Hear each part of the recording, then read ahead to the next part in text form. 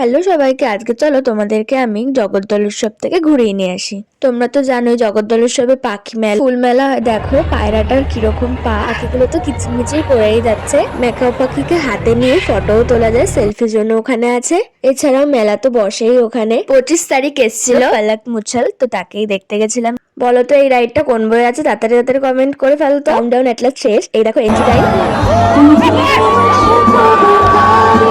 मेरा हर एक concert dedicated होगा टेक्नोलॉजी की सर्जरीज के लिए। और आपको ये जानकर खुशी होगी कि अब तक 3402 बच्चों की सर्जरीज हो चुकी है।